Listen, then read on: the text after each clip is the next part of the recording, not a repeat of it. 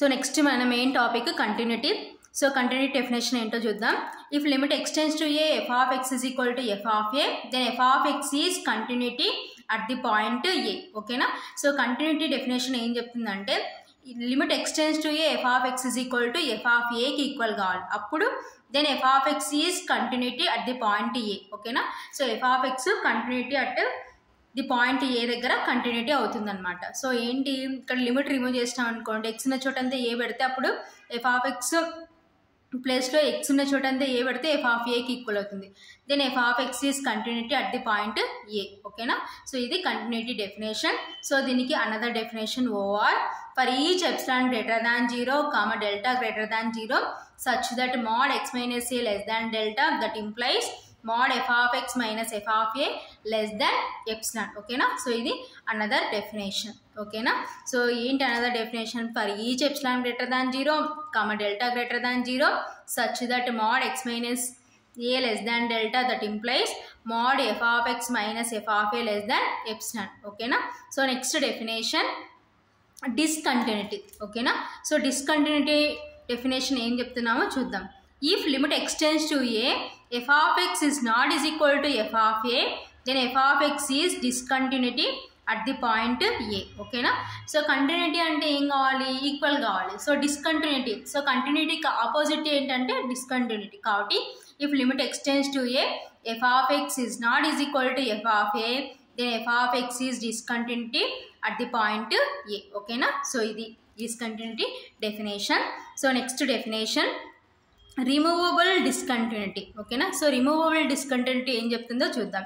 if limit extends to a f of x is not is equal to f of a, then f of x is removable discontinuity at the point a. ఓకేనా.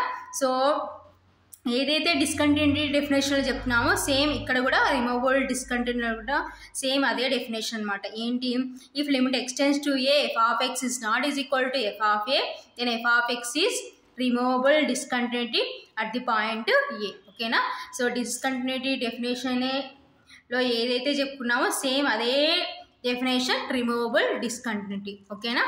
So next jump discontinuity. Jump discontinuity ఏం చెప్తుందో చూద్దాం. If limit extends to a minus f of x is not is equal to limit extends to a plus f of x, then f of x is jump discontinuity at the point a. ఓకేనా.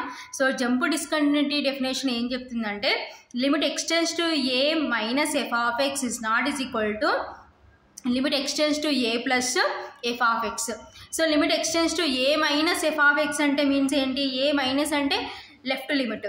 So a limit x tends to a plus అంటే right limit. ఓకేనా. కాబట్టి left limit is not is equal to right limit, then f of x is jump discontinuity at the point a. అప్పుడు f of ఎక్స్ని ఏమంటారంటే jump discontinuity at the point a అంటారు. ఓకేనా.